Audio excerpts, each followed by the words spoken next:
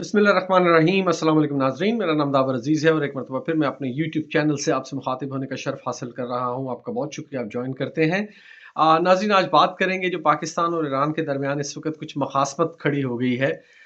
जो ये हमला और फिर जवाबी हमले जो उसके बाद हुए हैं, उसकी वजह से इस वक्त सूरत हाल क्या है, पाकिस्तान के हालात पे और ख़ास तौर पे 8 फरवरी के इलेक्शन पे इसका क्या असर पड़ सकता है, इस पर कुछ बात करेंगे।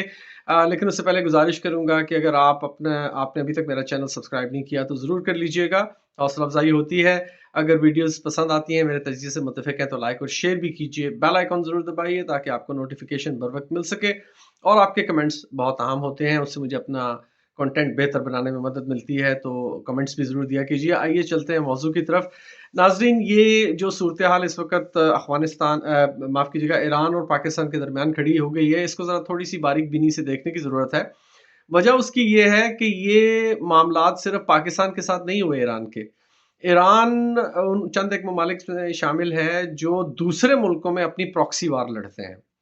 प्रॉक्सी वो होती है जिसमें आप खुद मौजूद नहीं होते लेकिन आपकी मौजूदगी ज़ाहिर होती है। इसे प्रॉक्सी कहते हैं। जैसे स्कूलों कॉलेजों में बाज़ दोस्त हमारे अहबाब प्रॉक्सी अटेंडेंस लगवाया करते थे। क्लास में तो नहीं होते थे लेकिन रजिस्टर में वो जाके पी लिख देते थे दूसरे दोस्त के लिए। या दूसरे दोस्त से कहते थे कि मैं तो भाग जाऊँगा, छुट्टी कर लूँगा, इधर-उधर निकल जाऊँगा, यार तुम ज़रा मेरी पी कर देना जब रजिस्टर तुम्हारे पास आएगा।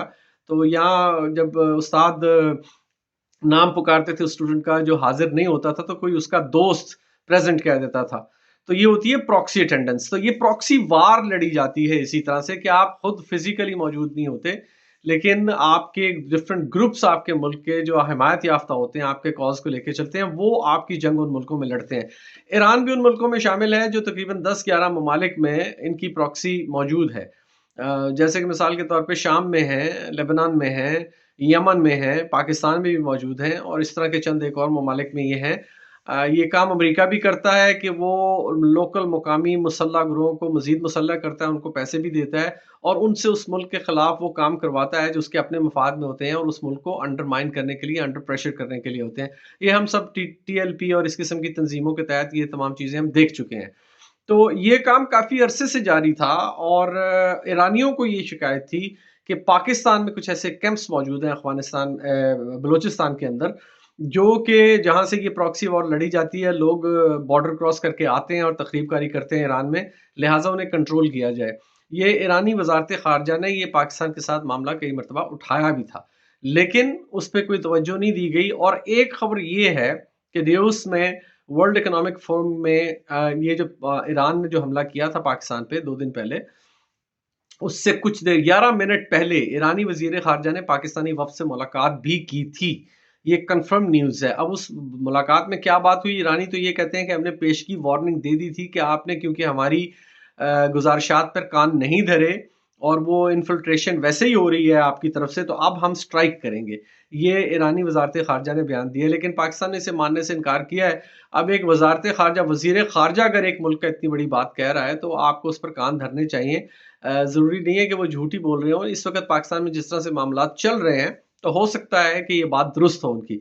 लेकिन उसके बावजूद मैं ये कहूँगा कि एक दूसरे मुल्क में आज़ाद, खुद मुख्तार, सॉवरेन मुल्क में घुसकर उसमें एयर स्ट्राइक और सर्जिकल स्ट्राइक इस तरह की करना बैनुल-अक़वामी कवानीन की भी खिलाफ वर्जी है और जो सिफारती आदाब और ताल्लुकात होते हैं, जैसे ईरान और पाकिस्तान के दरमियान काफ़ी अरसे से, बहुत अरसे से बरादराना ताल्लुकात हैं, वो ऊंच नीच उतार चढ़ाव आते रहते हैं हर मुल्क के दूसरे मुल्क के साथ ताल्लुकात में। लेकिन बहरहाल मजमूई तौर पर सूरत हाल ऐसी नहीं है कि आप दूसरे मुल्क में घुस कर और वहाँ पर निशाना बनाएं उन लोगों को जो आप क्लेम करते हैं कि आपके मुखालिफ, आपके मुल्क के मुखालिफ काम कर रहे हैं। ये बिल्कुल सरासर बैनुल-अक़वामी सरहदों की भी खिलाफ वर्जी थी, बैनुल-अक़वामी कवानीन की भी खिलाफ वर्जी थी और जो भी इस किस्म के कन्वेंशंस होते हैं, उनमें जो असूल तय किए जाते हैं इंटरनेशनल मामलात में, उनकी खिलाफ वर्जी थी। लिहाज़ा अगले दिन अगर पाकिस्तान ने उसका जवाब दिया, रिटेलिएट किया, तो ये पाकिस्तान का हक था, पाकिस्तान अपना हक महफूज़ रखता था, पाकिस्तान ने अपना हक इस्तेमाल किया और दुरुस्त किया। उसकी वजह ये है कि अगर कोई एक्शन ना लिया जाता इस बर्वक़्त कार्रवाई को काउंटर करने के लिए जो उन्होंने की, कोई बर्वक़्त एक्शन अगर पाकिस्तान ना लेता, तो फिर ये एनकरेज करता, हौसला अफ़ज़ाई करता उन लोगों की या उस कंट्री की, ईरान की, कि वो मज़ीद इस किस्म की कार्रवाई कर सकते थे। अब ये याद रखिएगा नाज़रीन कि ये शिकायत पाकिस्तान को भी है ईरान से कि आपके इलाकों में कैंप्स कायम हैं, جہاں سے لوگ در انداز کرتے ہیں پاکستانی سرحد میں، اور وہ یہاں پر آ کر تخریب کاری کرتے ہیں. تو یہ شکایت دونوں طرف سے موجود ہے. تو لہٰذا یہ جو کچھ بھی ہوا اس وقت سکور 1-1 ہے، 1-1 سے ڈرا ہے. یوں آپ کہہ لیں کہ ایک سٹرائک انہوں نے کی، ایک سٹرائک پاکستان نے کی، اور ان کے 7 ٹھکانے تباہ کیے. اس میں کچھ لوگ مارے گئے، کچھ پاکستان سائڈ پر کچھ اموات ہوئی. تو یہ معاملہ اس وقت یہاں پر موجود ہے. دنیا کی نظر اس وقت اس پر لگی ہوئی ہے کہ آگے کیا ہوگا. اب ایک بات ذہن میں رکھیے گا ناظرین، اب میں آتا ہوں اس کی طرف کہ اس کا اثر پاکستان کے موجودہ حالات پر اور خاص طور پر 8 فروری کے جو الیکشن ہونے جا رہے ہیں اس پر کیا پڑے گا. پہلے تو میں ایک بات آپ کو یہ بتا دوں کہ بعض حضرات جن کو میں بہت اچھی طرح جانتا ہوں، جو نون لیگ کے سپورٹر حمایتی ہیں، ووٹر ہیں، جو بھی آپ کہہ لیں، اور بڑے شد و مت سے ہیں، اس کا الزام بھی وہ عمران خان پر دھر رہے ہیں. آپ یقین کریں گے، ان کا کہنا یہ ہے کہ جب ہر طرح کا ہیلا بہانہ عمران خان کا ناکام ہو گیا ہے اور اس کی کوئی سنوائی نہیں ہو رہی، تو اب اس نے اپنے ایرانین سپورٹرز کے ذریعے سے پاکستان حکومت کو مزید پریشانی کا شکار کرنے کے لیے، پہلے ہی حالات خراب ہیں، پاکستان کے حالات مزید خراب کرنے کے لیے یہ اس کے ایرانی، بلکہ اس نے تو فرقہ کا بھی نام لیا کہ یہ اس فرقے کے لوگ جن کا اہل تشیع سے تعلق ہے، اپنے ان فرقے کے حمایتی اور سپورٹرز کو اکسایا کہ پاکستان پر حملہ کرے. میں بالکل بھی حیران نہیں ہوں گا، نہ آپ نے حیران ہونا ہے کہ اگر جو قطبین ہے نا، جو پولز ہیں وہاں پر برف پگھل رہی ہے گلوبل وارمنگ کی وجہ سے، اگر اس کا الزام بھی یہ عمران خان پر لگا دیں کہ اس کی وجہ سے یہ برف پگھل رہی ہے، تو آپ نے حیران نہیں ہونا. اگر جو امریکہ میں ہر سال طوفان آ جاتے ہیں، سمندری طوفان آتے ہیں اور بڑی تباہی ہوتی ہے، اس کا الزام بھی اگر عمران خان پر یہ لگا دیں تو آپ نے بالکل پریشان نہیں ہونا، یہ ان کا حق ہے. اس وقت ان کو وہ پنجابی کا ایک محاورہ ہے جس میں کہتے ہیں کہ آٹا گوندے ہلنی کیوں ہے. یعنی کہ تم جب ایک خاوند گھر آتا ہے نا، تو وہ ہر وقت اپنی بیوی پر کوئی نہ کوئی اعتراض کرتا ہے. ایک دن بیوی تہیا کر لیتی ہے کہ آج میں کوئی ایسا کام نہیں کروں گی کہ جس پہ میرے خاوند کو اعتراض کرنے کا موقع ملے. تو وہ ہر چیز درست کرتی ہے، صاف کرتی ہے. گھر جب خاوند گھر آتا ہے تو دیکھتا ہے کہ ہر چیز تو قاعدے کے مطابق ہے، میں کسی چیز پہ اعتراض نہیں کر سکتا، تو وہ بیوی کی طرف دیکھتا ہے تو بیوی آٹا گوندھ رہی ہوتی ہے. اب آپ کو پتہ ہے کہ خواتین ہمارے گھروں میں جب آٹا پہلے وقتوں میں گوندتی تھیں تو ہاتھوں سے گوندتی تھیں، اس میں آپ کو ہلنا پڑتا تھا زور لگانے کے لیے. تو وہ اس پہ اعتراض یہ کر دیتا ہے کہ تو آٹا گوندھ رہی ہے تو ہل کیوں رہی ہے. اعتراض برائے اعتراض. ایک خاتون نے 2 چٹیاں کر لی کسی دن، اس کا خاوند بھی کوئی اسی قسم کا تھا اعتراض کرنے والا، تو اس نے اسے کہا کہ جب ایک چٹیا سے کام چل سکتا تھا تو نے 2 کیوں کی. یعنی کہنے کا مقصد یہ ہے کہ یہ نون لیگ اور اس کے سپورٹر اور پیپلز پارٹی وغیرہ، ان کو جب کوئی اعتراض نہ بھی ملے تو یہ اعتراض بنا لیتے ہیں. اب اس کا الزام بھی انہوں نے عمران خان پر ڈالا ہے. آپ اندازہ لگائیں کہ یہاں اس وقت یہ حال ہے کہ ملک تباہ حال ہے، معاشی تباہی ہو چکی ہے، اقتصادی تباہی ہو چکی ہے. آپ کے ملک میں مہنگائی کی شرح 50% تک پہنچ چکی ہے، لیکن اس کی ان کو کوئی فکر نہیں ہے. وہ لتے لیے ہوئے ہیں عمران خان کے، اور جناب پوری طرح سے اس کے پیچھے پڑے ہوئے ہیں پنجے جھاڑ کے کہ جو کچھ بھی ہے اس کا ذمہ دار عمران خان ہے. بہرحال برسبیل تذکرہ یہ بات ہوئی. کہنے کا مقصد یہ ہے کہ اس وقت اپنے ملک کے حالات آپ دیکھیں اور یہ ذہن میں رکھیں کہ الیکشن پر اس کا اثر جو بھی پڑے گا سو پڑے گا. اگر یہ کاروائی مزید بڑھتی ہے تو لازمی اثر پڑے گا. اگر یہاں پر صلح صفائی ہو جاتی ہے، ایک طرح کا میں کہوں گا کہ سیز فائر ہو جاتا ہے، جنگ تو نہیں ہو رہی لیکن ان واقعات کی طرف سے سیز فائر ہو جاتا ہے، اور اگر چیزوں کو روک لیا جاتا ہے یہاں پر، اور گفت و شنید کے مراحل شروع ہوتے ہیں کہ بھئی آپ کی کیا گریوینس ہیں، آپ کے کیا مطالبات ہیں، آپ کو کیا شکایات ہیں دونوں طرف سے، تو دونوں طرف اگر اس کا سدباب کرنے کے لیے چل پڑے تو معاملہ یہاں رک جائے گا. الیکشنز پر اس کا کوئی خاص فرق نہیں پڑے گا. لیکن اگر یہ کاروائیاں بڑھتی ہیں اور سرحد کے اوپر ایران کے ساتھ جو بارڈر لگتا ہے وہاں پر کچھ زیادہ معاملات بگڑ جاتے ہیں، کوئی مزید کاروائیاں ہو جاتی ہیں، تو پھر یقین کیجئے گا کہ اس بات کو بہانہ بنا کر 8 فروری کے الیکشن ملتوی کر دیے جائیں گے. ملک کے اندر امن و امان کی صورتحال بعض اضلاع میں ویسے بھی خراب ہے. مبینہ طور پر فضل الرحمان کی گاڑی پر حملہ ہوا جس میں بعد میں کہا کہ بڑا شور ہوگا، مجھے بعد میں پتا چلا کہ مولانا صاحب تو وہاں موجود ہی نہیں تھے، فضل الرحمان تھا ہی نہیں اس قافلے میں. تو اس قسم کے واقعات جو نہیں بھی ہیں ان کو بڑھا چڑھا کر پیش کیا جا رہا ہے. تو اگر سرحدی جھڑپیں بہت بڑھ جاتی ہیں تو یہ تو ایک بہت بڑا ایکسکیوز اور بہت بڑا جواز بن جائے گا الیکشن ملتوی کرنے کا.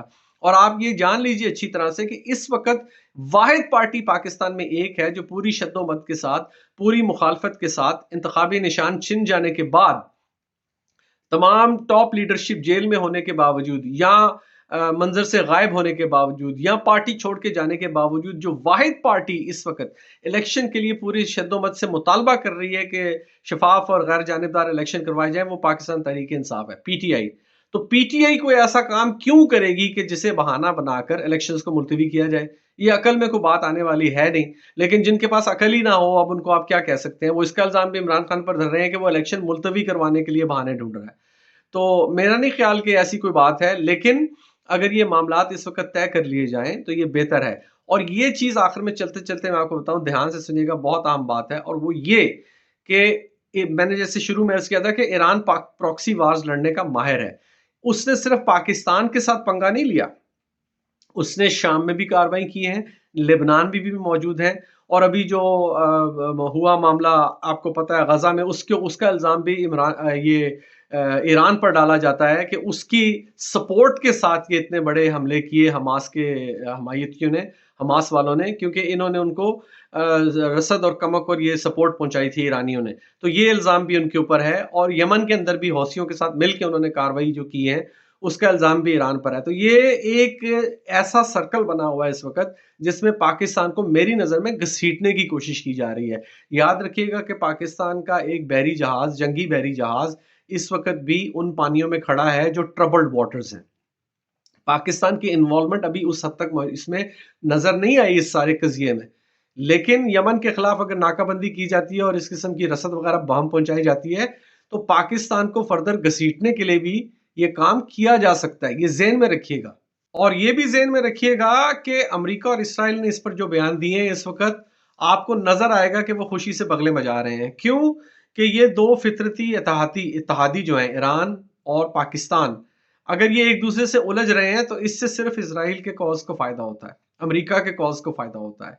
अगर ये अपने मामला जल्द तय नहीं करते तो फिर ये जो इस वक्त जो कुछ वहां मिडिल ईस्ट में हो रहा है, उससे तवज्जो हट के इस चीज की तरफ तवज्जो आ जाएगी।